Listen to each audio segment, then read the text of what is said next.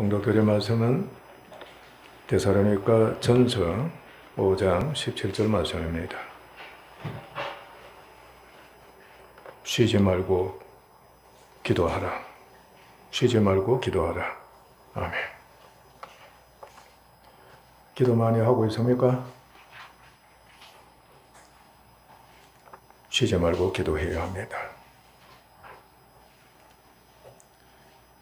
기도는 어떤 의미를 갖고 있습니까? 기도라고 할 때. 보통 일반적으로 기도한다고 그러면은 요청하는 거잖아요. 도와달라고. 그죠? 도와달라고 요청한다든지, 청구한다든지, 요구한다든지, 뭐 간청한다든지. 그렇게 여기는 것이 거의 다다. 그게 기도의 뜻이다고 하기도 합니다. 사장 기도는 대화입니다. 대화. 서로 대화를 통해서 교제하는 것이 바로 기도입니다. 언급한 대로 약한 자가 강한 자에게 도움을 요청하는 것이 바로 이 대화 속에 포함되어 있는 겁니다. 그러니까 하나의 일부분이다. 물론 많은 비중을 차지하지만은 부분이다. 그렇게 여러분들이 여기면 됩니다. 흉금을 털어놓고 대화하는 상대가 있다. 정말 아름다운 일입니다. 손 한번 들어보세요. 흉금을 털어놓고 대화할 수 있는 사람이 있다고 한다면. 어떤 사람은 사람이 없으니까 짐승에게, 반려자에게, 반려동물에게 대화하는 경우도 있습니다.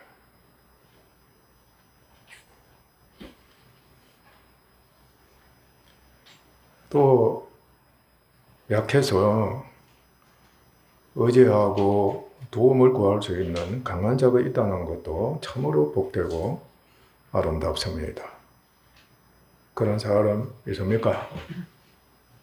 나를 도와줄 수 있는 의지하는 강한 자가 있다. 손 한번 들어보세요. 없지요? 귀합니다. 언제든지입니다. 그런데 교회는 우리는 참으로 복 있는 사람들입니다. 진짜 복중에 복 있는 사람들이다 하는 것을 우리는 언제든지 그렇게 여기지 않을 수가 없습니다. 그것은 무엇보다도 하나님과 교제할 수 있다는 겁니다.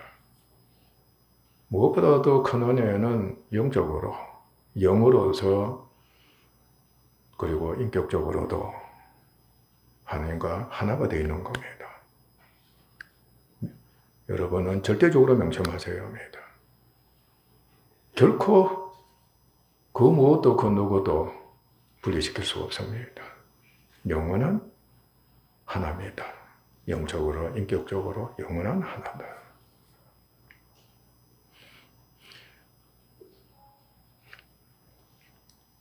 그리고 하나님의 자녀까지 된 겁니다. 우리가. 말이 그렇죠. 여러분들 실감 나야 됩니다. 살아계시는 하나님의 자녀다. 하나님 아버지가 되신다. 정말 여러분들이 체험도 하고 그리고 실감이 나야 하는 겁니다. 그러니까 그분과 항상 교제할 수 있는 기회가 있다는 겁니다. 아멘? 그러니까 밤낮으로 쉬지 않고 하나가 되어서 교제할 수 있는 은혜를 우리가 지금 잊고 있다는 겁니다.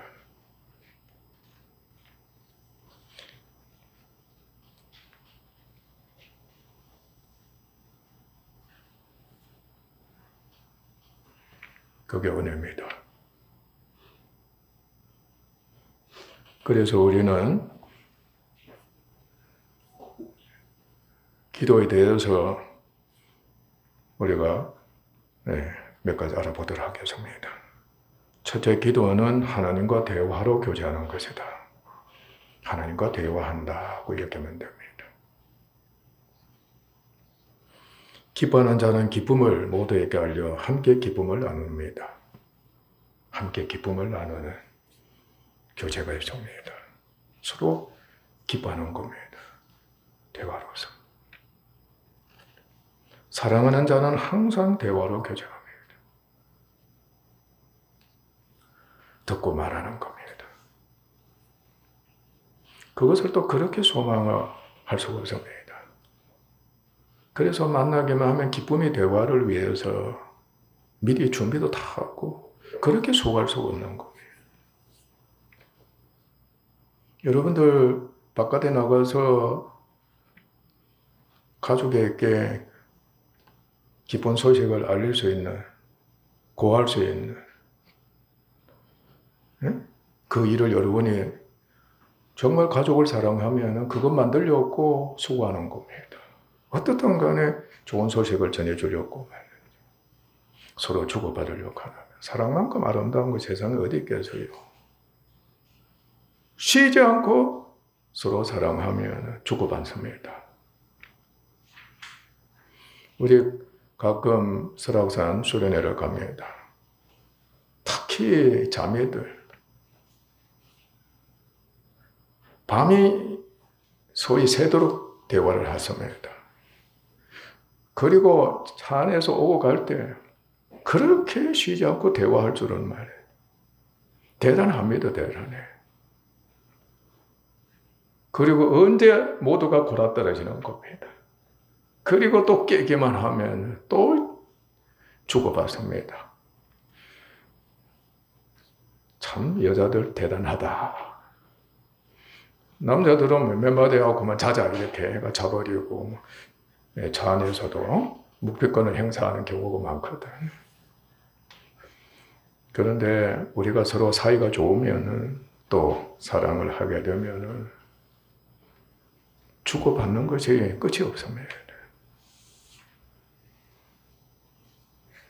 줘야 될 것을 말로서, 받아야 될 것을 말로서 하기 때문에.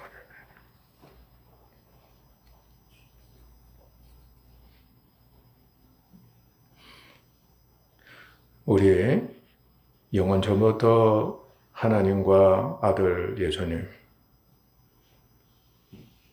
하나이시다, 일체가 되신다는 것을 우리가 이제 익히 알고 있습니다. 그러니까 하나가 되시니까 영원히 교제하시는 겁니다. 무엇으로? 말씀으로. 아버지 하나님은 말씀을 하십니다. 항상 말씀하십니다. 그리고 아들 예수님은 말씀 자체가 되십니다. 말씀이십니다. 신비입니다. 아버지는 말씀하시고 아들 하나님은 말씀이시고 아버지 하나님은 그 말씀을 통해서, 그러니까 아들 하나님이신 그 말씀을 통해서 말씀하시고 성령님은 능력으로서, 신성의 능력으로서 말씀하시는 겁니다. 말씀대로 행하신다.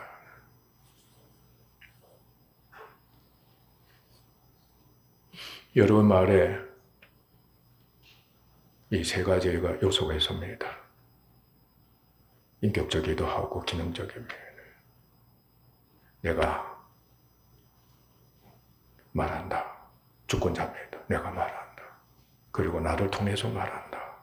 나를 통해서 말한다. 중보자입니다. 내가 중보자인 거야. 그리고 말에 힘이 있다 그러죠. 말에 힘이 있다. 내 말에 힘이 있다. 능력이 있다. 감동이 된다. 성령이 역사하시는 거예요. 성령이 그렇게 역사하신다. 힘으로 역사하셔. 항상 말에는 이 세 기능이 있다는 걸 명심하셔야 합니다.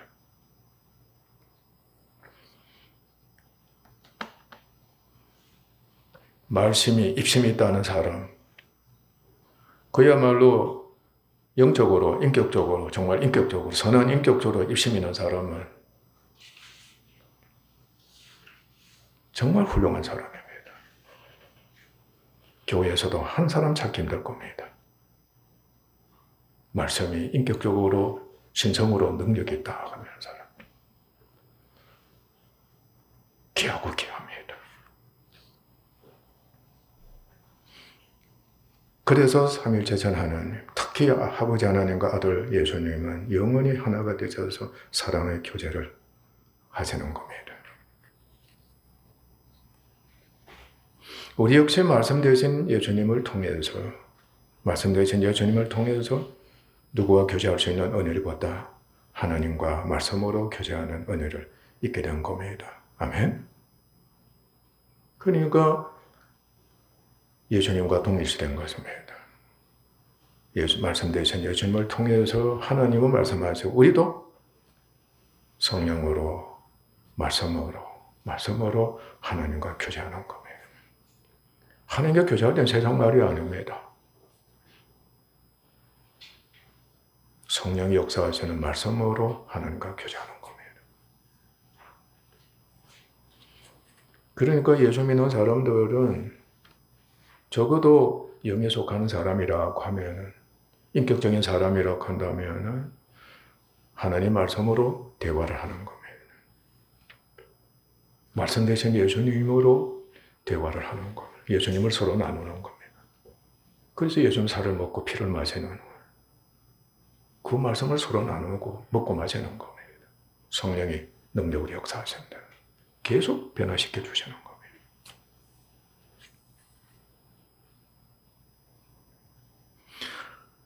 하나님은 우리와 대화로 교제하기를 심히 원하십니다.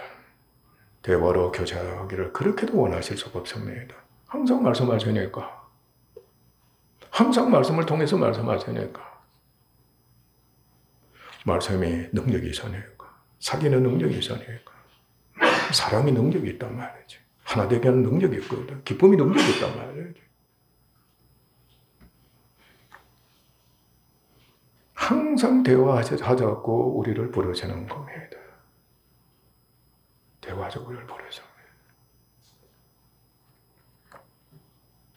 사제장 어린아이나 어른들이나 노인들이나 친구 관계에 있어서나 가족에 있어서나 대화로서 교제하지 않는 경우가 없다는 겁니다. 교제입니다. 말로서 우리 교제하자.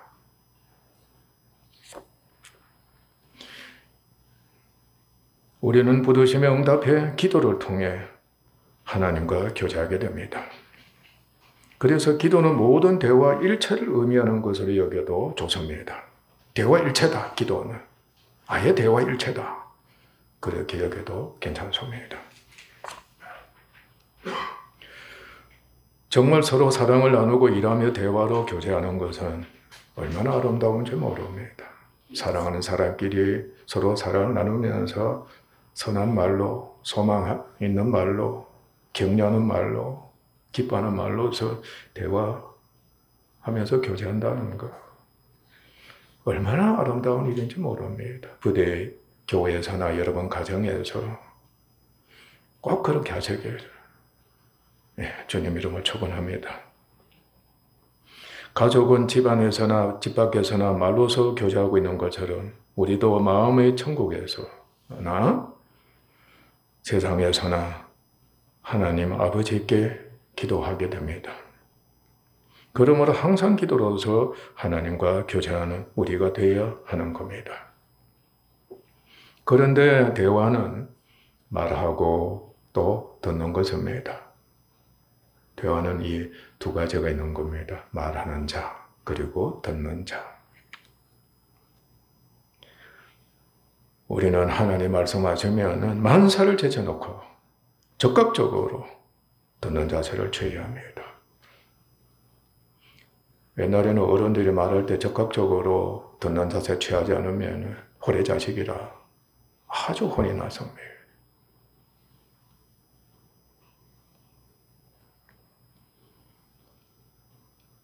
우리가 정말 지혜로운 그리스도인이라고 하면 하나님 말씀하실 때는 만사를 제쳐놓고 적극적이 되어야 합니다. 예, 말씀하소서. 구약의 성경, 구약의 말씀 보면은 아브라함이나 믿음의 조상들이나 이스라엘 사람도 마찬가지였습니다. 하나님 말씀하실 때는 모든 소위 일하던 동작을 다 멈추고 주여 말씀하소서 내가 듣겠나이다. 그런 겁니다. 특히 하나님은 고요한 중에서 말씀하시는 것 명심해야 합니다. 그러니까 여러분 대화할 때 조용한 곳에서 대화해야 되잖아요. 고요한 중에서 말씀하시기 때문에 얼마든지 경청할 수가 있는 겁니다. 서로 사랑하고 존중하는 사이가 되면은 어떤 곳에 갑니까? 진정으로 사랑하는 사이가 되면 조용한 곳으로 갑니다. 떠드는 곳을 가지 않습니다. 조용하게 말하고 들으면서 속삭이듯이 교제하는 거예요. 그렇게 해본 적이 있습니까? 이제부터라도 자주 많이 하세요. 그리고 하나님께 말할 때는 겸손해야지요. 그리고 순전해야 합니다. 어린아이처럼 되어야 하는 겁니다. 그리고 사실대로 고백할 수 있고 그 전에 말할 수 있는 자세를 가져야 합니다. 할 수 있으면은 목사, 배사나 성도들의 관계는 영적이잖아. 인격적이거든. 진솔하게 주고받는 대화가 아주 중요합니다. 그리고 착하고 충성된 종이 주인에게 아뢰듯 말할 수 있어야 합니다. 그러니까 조심하라는 뜻이죠. 정말 하나님은 주가 되시는 겁니다. 그러니까 상과 두려워 떨면서 그저 보고하고 듣는 자세 취하는 지혜는 아주 중요한 겁니다. 요즘 그걸 익힐 데가 없는 겁니다. 과거에는 군대에서도 익혔고 직장에서도 익혔단 말이에요. 가정에서도 남편이나 부모의 말이 그렇게 해도 의미가 있었고 그 전에 무게가 있었는 거예요. 요즘은 속된 말로 맞짱 뜨지 않은 거죠. 그러니까 뭐 주인과 종의 자세가 기본, 그게 인간의 성품에는 필연적으로 창조 축복으로도 있고 율법적으로도 있고 그저 복음적으로도 있는 겁니다. 자유하되 질서가 있다. 전 그거 깨져버렸다. 교회에서도 마찬가지입니다. 전혀 그걸 볼 수가 없다. 간청할 때는 진정으로 도움을 소망하는 마음으로 해야 합니다. 간청할 때는 진정이 있어야 하는 겁니다. 그리고 사실이 되어야 되는 겁니다. 부르짖기도 하고 그저 눈물만 흘려서 그저 도움을 주세요라고 하기만 하는 요청의 기도입니다.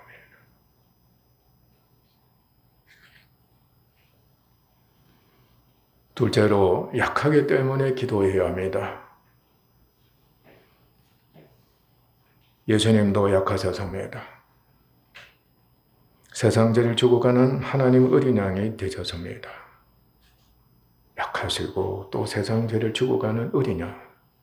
그러니까 세상에서 가장 약하신 예수님이 되셨다는 겁니다. 그런데 짐을 진 겁니다. 죄의 짐을 진 겁니다. 사망의 짐을 진 죄가 되셨다고 그랬잖아요. 하나님이 버리시기까지, 하나님이 저주하시기까지 한 거예요. 얼마나 어린 양이신데 세상에서 가장 무거운 죄, 모든 죄 짐을 주님이 다 짊어지신 겁니다. 세상에 그렇게 무거울 수가 없는 겁니다. 그런데 죄가 없어진 겁니다. 욕도 없어졌습니다. 악도 없어졌습니다. 불평도 없어졌습니다. 항상 시험을 받으셨어요. 약하셨기 때문에. 약한 자에게 시험 오거든.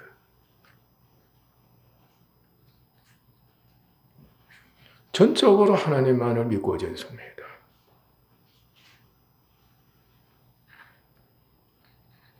그는 육체에 계실 때에 자기를 죽음에서 능히 구원하실 하나님에게 심한 통곡과 눈물로 간구와 소원을 올렸고 그의 경건하심으로 말미암아 들으심을 얻었느니라. 그가 아들이시면서도 받으신 고난으로 순종함을 배워서 온전하게 되셨은즉 자기에게 순종한 모든 자에게 영원한 구원주가 되셨다. 구원의 근원이 되셨다. 한 겁니다. 예수님이 죄를 범하셨다든지 짐이 너무 무거워서 그 짐을 조금이라도 덜 지쳤다든지 하셨다면 구원주가 되셔서 없어진 겁니다. 그가 시험을 받아 고난을 당하셨은즉 시험받는 자들을 능히 도우실 수 있습니다. 고난을 경험하신 겁니다. 그러니까 고난 당하는 자를 충분히 이해할 수가 있고 어떻게 하면 도와줄 수가 있다.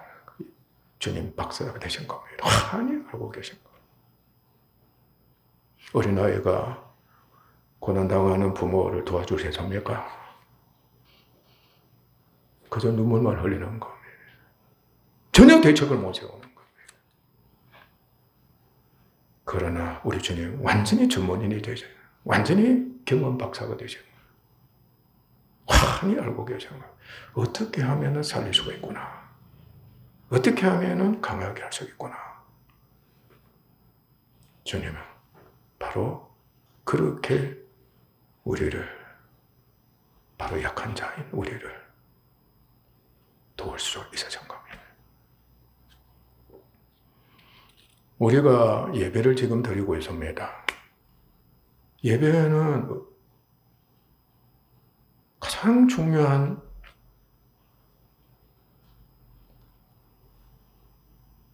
일이 있는 겁니다. 무슨 일인지 아세요? 얼마나 많이도 여러분들에게 언급했는지 모릅니다. 예배를 드린다 할 때는 다른 걸 먼저 생각하면 안 됩니다. 예배는 산제사예요. 내 생명 주신 은혜잖아요. 그죠? 내 소유 하나님 주신 은혜인 겁니다. 내 몸 하나님 주신 거잖아요. 하나님 주신 은혜가 아닌 것이 없는 겁니다. 이 몸, 한편은 정결하고 거룩하게 된 몸, 하나님께 그대로 바치는 겁니다. 그 산제사 속에 희생제사가 들어있는 겁니다. 나를 바치는 겁니다. 아멘? 그러니까 생명을 그대로 바치는 겁니다. 내 자신, 내 몸, 내 소유, 심지어는 가족도 생명으로 바치는 거예요. 교회도 생명으로 바치는 겁니다. 예배 이것이 기본입니다. 이게 먼저 바쳐지지 않으면 여러분들 예배를 바르게 드리지 못하는 겁니다.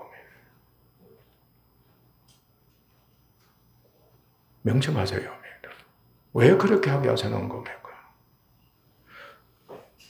그렇게 하세요. 하나님, 여러분이 그렇게 드려야만이 어디로 나가는 거 우리는? 지금 예배 드릴 때는 천국입니다. 여러의 마음도 천국이 되어 있고 또 한편은 교당이 아니라 교회가 천국인 겁니다. 하나님께 우리가 산제산 기쁨을 드리잖아요. 그죠? 즐거움으로 드리는 겁니다. 주신 은혜 다 바치면서 감사와 기쁨으로 하나님께 영광을 돌리는 거예요. 세상에 가는 겁니다.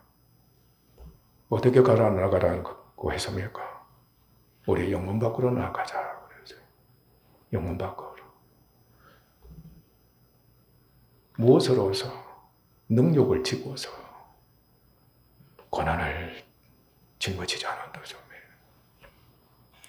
그러니까 세상에 나가서 이제 고난을 겪자는 겁니다. 부끄러움을 겪자는 겁니다. 핍박을 겪자는 거지. 압제를 당하자는 겁니다. 그래야 너희들이 어떻게 되느냐? 예수님이 하나님 아들이시라. 모든 것을 누구에게 다 바쳐졌습니까? 그의 신성의 능력을 다 하나님께 다 다 바치신 겁니다. 완전히 제사로 바치신 겁니다. 그리고 세상에 오실 때에는 어린 양으로 오신 겁니다. 고난을 겪기 위해서 오신 겁니다. 심지어는 고난의 절정이 죽음인 겁니다.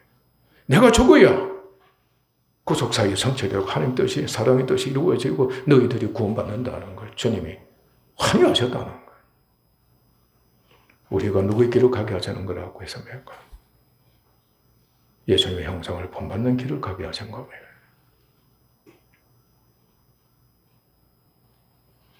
그러므로 바치지 못하면은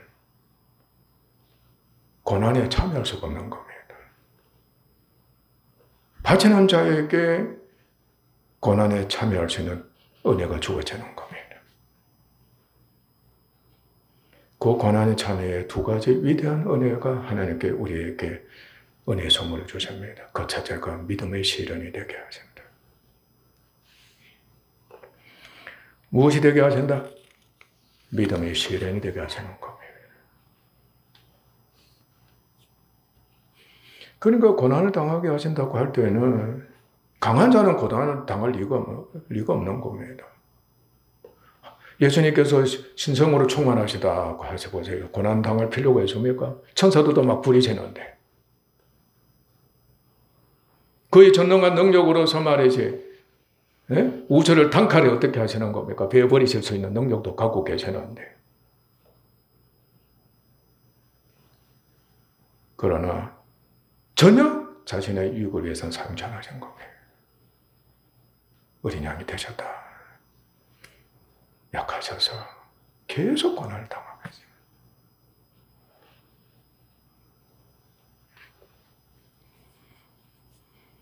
그래서 우리로 하여금 주님의 형상을 본받도록 하시기 위한 겁니다. 그 형상을 본받도록 하시기 위해서 믿음의 시련을, 다시 말하면 믿음이 있어야 한다는 뜻인 겁니다. 고난은 믿음 자라도록 하시기 위한 하나님 은혜가 그곳에 있다는 거 명심하셔야 합니다. 그러니까 고난이 있으면 먼저 해결하려고 덤벼들 것이 아니라 먼저 무엇이 있어야 된다? 내가 예수님에 대한 믿음이 있어야 되는구나. 내가 얼마나 주님을 의지하는 그 자세가 기본으로 되어 있느냐? 얼마나 주님께 맡겨버리는 그 겸손함이 갖춰져 가고 있느냐? 약하니까 고난을 겪는단 말이지. 그런데 약하니까 고난을 겪는데 그럼 누구를 의지해야 되잖아요. 맞습니까? 틀립니까? 누구든지 의지를 해야 된단 말이지. 그런데 여러분들 지금까지 살아온 조상적부터나 그리고 여러분들 어릴 적부터나 지금 현재 여러분들이 지금 처한 현 상태에서 고난이 있을 때 어떤 자세로서 어떤 말과 행동을 취하고 있느냐 여러분들 다 아시죠? 심각한 겁니다. 악을 행하는 거다. 분노한다든지 온갖 나쁜 짓을 여러분들이 다 하게 되게 돼 있어요. 자기 힘으로 한다든지 때로는 또 의무감을 한다든지 아이고 내 자식이니까 내 가족이니까 내가 할 일이니까 말이야. 죽더라도 내가 짊어져야지. 아니 이거 내가 할 수 있어요. 걱정하지 마. 내가 다 처리해 줄게. 나는 힘이 없으니까. 누가 있으면 참 좋겠는데. 대통령이 해결해 주면 정말 좋아. 내 친구가 좀 해결해 주면 정말 좋아. 안 그래 돈만 있으면 다 해결해. 우리가 그렇게 살아온 거지. 조상부터. 아니면 아이고 죽으면 끝나지 뭐. 자살하자. 꼭 자살해버려. 아니 포기하는 겁니다. 포기하는 겁니다.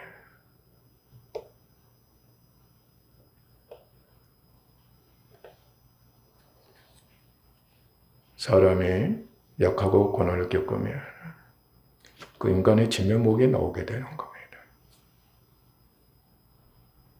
인간의 그 본성이 그대로 나오게 돼요.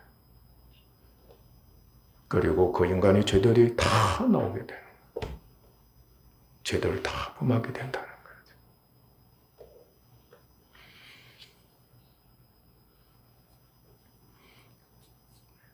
그리스도인들에게 약하면은 실족해 하는 모든 시험이 있다는 거. 아멘? 나를 실족해 하고 파멸케 하고 구원이 되지 못하게 하는 모든 시험이 그곳에 있다. 하나님은 이 너희가 근본적으로 죄로 인해 죽은 자다. 그러니까 전적으로 무능력하다. 너희들 힘으로서 해결할 수 있는 것은 전혀 없다. 그래서 고난에 처하게 해주심으로써 전적으로 내가 무능력하구나 하는 것을 환히 깨닫게 하시는 겁니다. 그러니까 우리가 두 손을 들지 않을 수가 없는 겁니다. 무릎을 꿇지 않을 수가 없는 겁니다.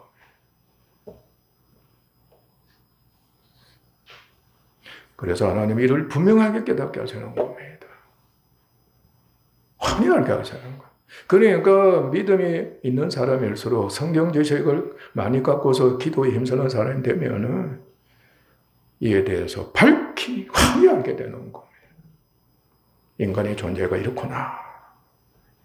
인간의 본성이 이렇게도 가르침 받은 대로 심각하구나. 하나님이 밝게 알게 하셨어요. 그래서 그 시험을 행하면 믿음의 시련과 그래도 먼저 믿음 가져라. 나를 의지하라는 겁니다. 예수 그리스도를 의지해라. 맡기기만 해라. 그래서 주님이 짊어지시지 않았느냐. 네 죄를 맡겨라 하는 겁니다. 네 연약함을 주님이 짊어지셔서 맡겨라. 그리고 믿음이 시련이 되면은 연단이 되면은 예수님의 형성을 동시에 본받아 가는 바로 성화입니다. 영광에 이르는 그 은혜가 그 상입니다. 이게 축적이 되는, 저축이 됩니다. 하나님 놀라운 은혜는 우리가 이 땅에 사는 동안 참 하나님께 감사해야 됩니다. 이 땅에 사는 동안 우리가 정말 예수 믿고 구원받은 자라고 한다면은 이 땅에 사는 동안에 매를 다 맞게 하신다. 심판을 다 받은 자가 되게 하신다. 징계를 다 받게 하시는 겁니다. 그러면 여러분들이 몸에 병이 있을 때 하나님께 감사를 드려야 되는 겁니다. 이 병으로 인해서 내가 하나님께로부터 징계 다 받는구나. 만약 이 병 때문에 말이지 원한이 맺혔다든지 하나님께 대든다지 하면은 믿는 자들은 결코 그 길로 가면 안 되는 겁니다. 가난합니까? 지쳐 있습니까? 저주받았습니까? 가정에서 그렇습니다. 사회에서도 그렇습니다. 나라 때문에도 그렇습니다. 하나님의 징계로 이기는 지혜를 여러분 익혀져야 합니다. 믿음이 시련을 갖게 하시는구나. 이게 징계구나. 이게 하나님께서 나에게 사랑으로 매를 대시는 믿음만 잘하면 된다는 거. 영원한 심판을 면하게 하시고 하늘나라 유업을 상으로 받게 하시는 기회로 삼는 은혜를 주시는 겁니다. 그 징계를 통해 기도함으로써 우리는 누구를 향할 수밖에 없습니까? 하나님을 향하게 되고 이제 마음의 자세가 이제 기도로 입으로서도 기도가 되는 겁니다. 믿음으로 구원에 이르고 항상 기도를 통해 마음으로 믿어 이루고 입으로 시인해 더 나은 구원에 이르게 됩니다.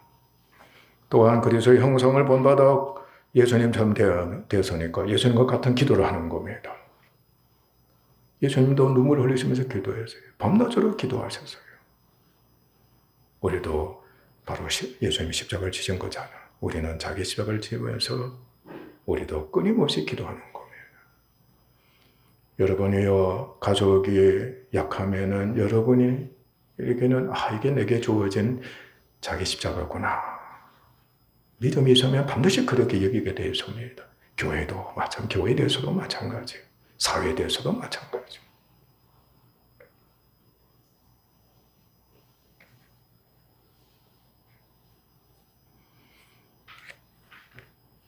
그래서 예수님처럼 기도하고 복음과 구원을 위해서 일하면서 자신의 영광에 이르는 그 상을 받고 있다, 은혜를 입고 있다는 것을 이제 보게 되는 겁니다.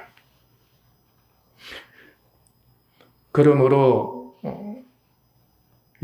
그리고 약함으로 전인적 우주적으로 필요한 모든 것을 기도와 간구로 하나님께 구해야 합니다. 그러니까 약하게 되면 무엇이든지 필요한 것은 은혜로 요청합니다. 무조건 기도합니다. 하나님은 우리의 구원을 위해 필요한 모든 것을 준비해 놓으셨습니다. 우리가 이제 말씀을 많이 들었습니다. 감독과 부모의 제자와 자녀들은 감독이나 부모들이 제자나 자녀를 위해서 훈련과 영광에 필요한 모든 것을 준비 다 해 놓았습니다. 그게 감독의 능력이고 부모의 능력입니다. 다 준비해 놓는 겁니다. 자식들뿐만 아니라 후손에까지 심지어는 필요한 모든 것을 다 준비해 놓습니다. 옛날에 부모들이, 조상들이 그 자세를 많이도 가졌습니다. 그러니까 아무 걱정하지 말아라. 그리고 고난도 이제는 무엇으로? 훈련으로 삼게 하시는 겁니다. 하나님은 우리의 구원을 위해 필요한 모든 것을 준비해 놓으셨습니다. 그러므로 우리 무엇이든지 기도와 간구로 아뢰면 응답이 됩니다. 복음에서에서 종한 병든 자들은 모두가 오직 예수 그리스도를 믿고 그에게 기도하기만 하면, 구하기만 하면 치유가 된다는 간절한 심령이 있었습니다. 간절한 심령이 있었습니다. 내가 매사옵니다. 내가 매사옵니다. 나를 불쌍히 여겨주소서. 나를 불쌍히 여겨주소서. 그래서 그를 만나 부르짖는 기도자가 되었습니다. 쉬지 않고 기도했습니다. 주님이 들어주실 때까지. 마침내 그로부터 모두가 치유가 되는 은혜를 입었던 겁니다. 셋째로 쉬지 말고 기도해야 합니다. 없고 연약할수록 지속적으로 더 구원자를 소망하고 찾으며 간절히 구원을 요청합니다. 여러분들 아십니다. 중요한 일은 전신전력으로 쉬지 않고 계속해서 끊임없이 행하게 됩니다. 밤잠을 설치면서 맨날 며칠이고 그 일이 해결될 때까지 위해서 수고하는 겁니다. 계속적입니다. 끈질게 해야 되는 겁니다. 사랑은 언제나 모든 것을 다 바쳐서 헌신하게 됩니다. 시도 때도 없습니다. 항상 어떻게 하면 자녀를 사랑하니까 어떻게 하면 도와줄까? 어떻게 하면 아이들을 훌륭하게 키울까? 어떻게 하면 문제를 지혜롭게 해결해 줄까? 밤잠을 설치는 겁니다. 그리고 여러분 율법적인 경우가 많았습니다. 율법은 항상 책임을 주어는 겁니다. 네가 책임져라. 항상 지적하고 정죄합니다. 오늘도 여러분들 차를 타고 왔을 겁니다. 항상 앞에는 무엇이 기다리고 있습니까? 신호등이 기다리고 있는 겁니다. 항상 지켜야 되는 겁니다. 쉬지 않고 지켜야 됩니다. 계속적입니다. 여러분 앞에, 여러분 마음 안에, 여러분 생각 안에 계속적으로 여러분들에게 떠오르는 것들이 있는 겁니다. 지켜야 할 것들이 있습니다. 하지 말아야 될 것이 있습니다. 죄는 온갖 정욕을 위해서 죽도록 육체를 추구하게 만드는 겁니다. 한번 좋은 것에 빠져보십시오. 마음에 들어보세요. 빠지는 겁니다. 마귀는 세상을 미치도록 사랑하게 만듭니다. 그러면서 마귀와 죄는 사망의 종이 돼 깊은 절망과 허망의 소령에 빠지게 만드는 겁니다. 이처럼 육신과 세상의 왕인 죄와 마귀는 모든 것을 이용해 우리를 믿음으로 구원해주지 못하도록 그것도 굶주린 사자처럼 되어서 밤낮으로 쉬지 않고 실족시켜 멸망케 합니다. 이러할진대 우리는 오직 믿음으로 말미암아 살아야 하는 겁니다. 오직 믿음을 무엇으로 여겨라 그래서요? 생업으로 여겨라. 밤낮으로 쉬지 않고 믿음으로 믿음에 이르기를 원하는 사람이 되어야 된다. 그리고 실천에 옮기는 사람이 되어야 된다. 믿음 잘하도록 해라. 믿음 공부해라. 우리는 몇십 년 공부하면 됩니다. 몇십 년만 공부하면 된다. 아이들이 요즘 20년만 공부하면 대학 간다. 20년만 공부해라. 우리는 50년만 공부하면 된다. 40년만 공부하면 된다. 믿음에 공부해라. 믿음에 공부해라. 그 공부만 하면 기다리고 있는 곳이 있는 겁니다. 기다리고 있는 곳이 있고 기다리고 있는 상이 있다. 모든 원수를 이겨야 합니다. 교회, 가정, 이웃을 사랑해 자기 숫자를 지고 그들의 구원과 필요 모든 것을 위해야 합니다. 그렇기 때문에 항상 기도하는 마음가짐, 기도하는 상태를 유지해야 됩니다. 기도하는 마음가짐, 쉬지 않고 기도해야 합니다.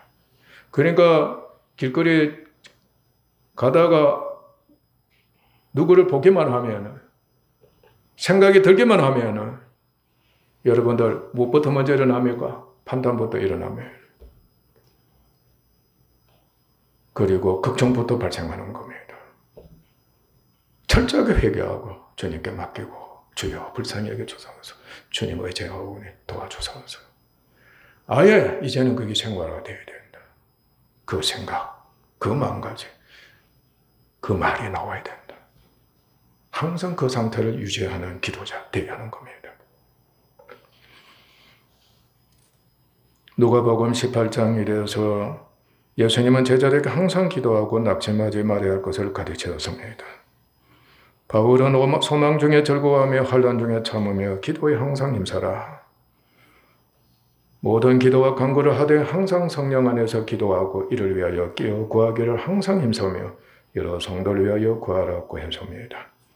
성도 여러분, 기도는 호흡입니다. 더 강한 중요한 의미를 기도가 갖고 있습니다. 다 같이 기도는 호흡이다. 호흡할 때 무엇을 들어 마시는 겁니까? 산소를 들어 마셔요. 생명의 산소입니다. 생사를 가담하는 호흡입니다. 잠시만 숨을 쉬지 않아도 죽습니다. 항상 산소를 들어 마시는 호흡을 해야 합니다. 이처럼 항상 기도하지 않으면 생명을 주신 하나님, 생명을 주신 하나님과 교제를 하지 못하게 되므로 실족해 영원히 죽을 수밖에 없습니다. 기도합시다. 정말 기도합시다. 교회가 기도하지 않으면 교만해집니다. 타락해집니다. 마침내 비교할 수밖에 없습니다. 그리고 천국에 갈 수가 없습니다. 기도는 호흡입니다. 기도는 대화입니다. 기도합시다. 기도하겠습니다.